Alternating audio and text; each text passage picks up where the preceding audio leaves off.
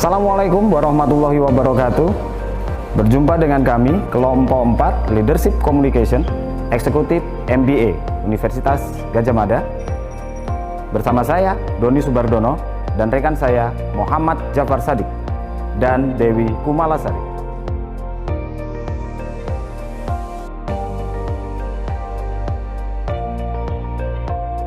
Ada 6 gaya kepemimpinan atau leadership style. 1. Visionary leadership. Yang kedua, coaching leadership. Ketiga, affiliative leadership. Yang keempat, democratic leadership. Kelima, pace setting leadership. Dan yang keenam, commanding leadership. Leadership style yang pertama adalah visionary leadership. Visionary leadership adalah pemimpin dengan gaya yang terbuka, sering berdiskusi dengan bawahannya, sangat sering muncul dalam forum diskusi umum. Pemimpin ini sering mengeluarkan statement dengan tujuan untuk memotivasi orang lain. Style yang kedua adalah coaching leadership, yaitu gaya kepemimpinan dengan menitik beratkan kepada pengembangan kemampuan anak buahnya melalui training dan juga melalui mentor. Leadership style yang berikutnya adalah affiliative leadership. Gaya kepemimpinan ini biasanya sang pemimpin ingin menjadi anggota atau bagian dari tim tersebut. Style yang selanjutnya adalah democratic leadership. Seorang democratic leader pasti akan mencari masukan dari bawahannya. Ciri yang paling terlihat dari gaya kepemimpinan ini adalah kemampuan mendengar yang di atas rata. Style yang selanjutnya adalah pace setting leadership. Gaya kepemimpinan pace setting leadership adalah ingin menghasilkan sesuatu dengan lebih baik dan lebih cepat. Dengan gaya kepemimpinan ini, biasanya seorang pemimpin tidak akan memberikan toleransi kepada hasil buruk yang diperoleh oleh jajarannya. Dia akan datang dan turun langsung untuk mencoba memperbaiki. Dan yang terakhir adalah gaya kepemimpinan commanding leadership. Gaya commanding leadership ini adalah instruksi satu arah. Lakukan apa yang diperintahkan oleh pimpinan. Dan gaya kepemimpinan commanding ini, maka pendapat dari anak buahnya sering tidak digunakan. Kalian, gaya kepemimpinan mana yang paling bagus?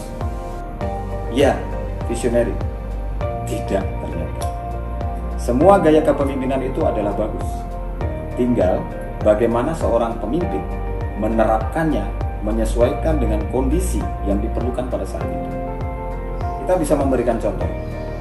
Dalam kondisi apa gaya kepemimpinan paling tepat untuk dimainkan? Pertama, dalam kondisi sesuatu atau perusahaan yang berkembang, maka seorang leader yang visioner sangat diperlukan. Tapi dalam kondisi krisis yang dibutuhkan waktu yang cepat dalam memutuskan, maka commanding leadership itu merupakan gaya kepemimpinan yang paling tepat. Sama juga dengan gaya kepemimpinan yang lainnya. Dalam situasi dibutuhkan keputusan bersama, maka democratic leadership yang paling tepat untuk diimplementasikan. So, jangan lupa, kepemimpinan seperti apakah yang paling bagus? Lihat kondisi, lihat style. Tentu ini harus sesuai. Di situasi yang seperti apa, gaya kepemimpinan itu diperlukan. Itulah tadi gaya kepemimpinan. Pembahasan selanjutnya tentang leadership akan dijelaskan oleh rekan saya, Muhammad Jafar Shadiq. Silakan Jafar.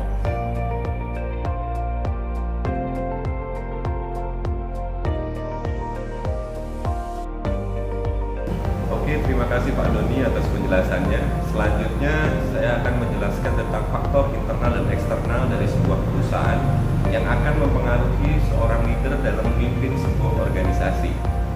Tanpa berbasa-basi, langsung saja kita mulai penjelasannya.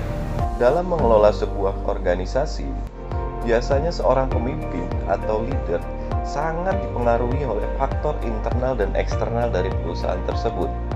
Faktor internal misalkan, bagaimana kultur sebuah perusahaan dan juga karakter-karakter individu yang ada dalam perusahaan sangat mempengaruhi gaya kepemimpinan dan juga style kepemimpinan dari leader tersebut. Faktor eksternal misalkan juga sangat mempengaruhi bagaimana sudut pandang dari orang luar memandang perusahaan tersebut dan juga memandang leader dari perusahaan tersebut. Nah, karena faktor-faktor itu sangat penting, butuh kemampuan yang baik dari seorang leader untuk dapat memaintain faktor-faktor tersebut sehingga menjadi power tersendiri agar leader tersebut dapat menjadi pemimpin yang ideal.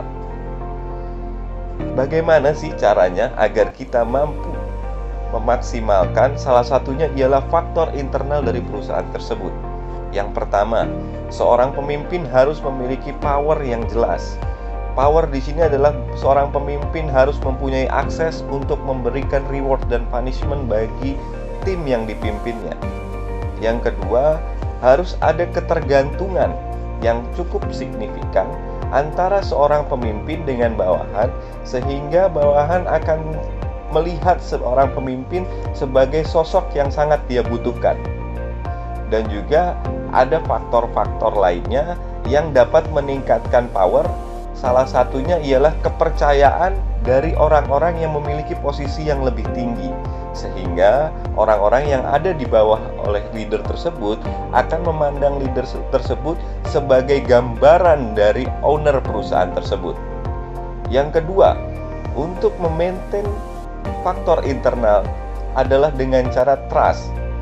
Trust di sini adalah bentuk kepercayaan dari orang-orang yang ada di dalam perusahaan tersebut kepada pemimpin perusahaan tersebut. Nah, trust ini kuncinya adalah di kredibilitas. Semakin baik kredibilitas dari seorang leader, maka trust yang akan dimiliki akan semakin baik. Yang kedua, mungkin masalah jam terbang. Ketika sosok yang memang menjadi pemimpin memiliki jam terbang yang cukup signifikan, maka seorang pemimpin akan sangat dihormati juga oleh bawahannya. Yang ketiga, mungkin adalah faktor pengetahuan dari pemimpin tersebut. Itu juga sangat mempengaruhi trust dari anak buahnya kepada pimpinannya. Nah, cara yang ketiga yaitu dengan komunikasi. Komunikasi di sini mungkin nanti akan lebih dijelaskan oleh Mbak Dewi. Cuma secara singkat, komunikasi ini bagaimana cara style berkomunikasi dari pimpinan tersebut dan seberapa sering dia melakukan komunikasi. Ini sangat mempengaruhi untuk memaintain faktor internal tersebut. Yang keempat adalah kultur dari perusahaan tersebut. Bagaimana seorang pemimpin harus mampu memahami dan juga mengimplementasikan sesuai dengan kultur perusahaan tersebut. Makanya biasanya perusahaan-perusahaan besar akan lebih memprioritaskan orang yang ada di dalam perusahaan tersebut dalam waktu yang sudah bekerja dalam waktu lama daripada mengambil orang luar untuk menjadi pemimpin. Karena orang yang memang sudah lama dan bekerja dengan baik di perusahaan tersebut akan sangat memahami kultur perusahaan tersebut dan mampu bekerja sama sesuai dengan kultur perusahaan tersebut. Yang kelima, di sini adalah value.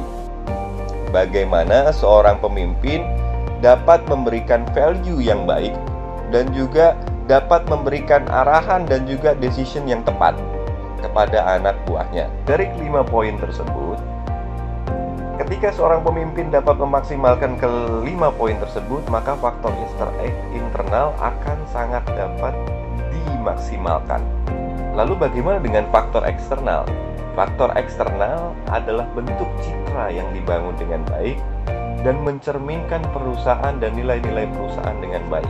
Maka seorang pemimpin harus sangat memahami perusahaan yang dipimpinnya dan mampu menjaga image dan juga perilakunya dengan baik, terutama di depan khalayak umum.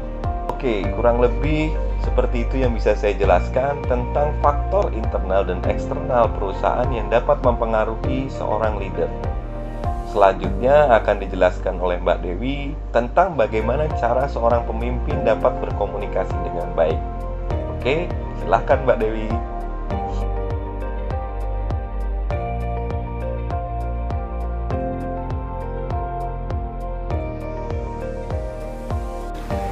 Thank you Mas Jafar.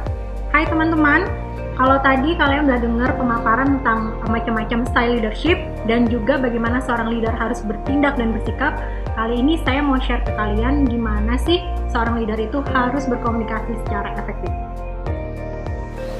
Leader sebagaimana definisinya berperan to influence, to inspire, dan juga to transform, baik secara verbal maupun non-verbal. Dan semuanya itu tergantung dari bagaimana cara dia mengkomunikasikan. Tentunya dalam berkomunikasi penting dalam pemilihan bahasa yang digunakan agar dapat diterima oleh audiens. Berdasarkan Dale Fairhurst dan Robert Sard dalam The Art of Framing Managing the Language of Leadership, meskipun leaders menghabiskan 70% waktunya untuk berkomunikasi, tapi mereka cenderung tidak memperhatikan bahwa bahasa itu penting sebagai alat untuk inspiring dan influencing. Padahal, penggunaan kata yang tepat dengan cara yang tepat ditambah dengan medium penyampaian yang tepat akan menghasilkan efektif komunikasi. Salah satu tanggung jawab seorang leader dalam organisasi salah satunya adalah melakukan komunikasi dengan para pekerjanya di lingkungan organisasi. Fraser Settle, seorang mantan wakil presiden senior urusan publik untuk Chase Manhattan Bank, pernah mengatakan bahwa komunikasi dengan pekerja itu penting karena jika pekerja percaya dan hormat pada CEO-nya, maka mereka akan menjadi agen yang meyakinkan publik lainnya tentang kebaikan program maupun perusahaan.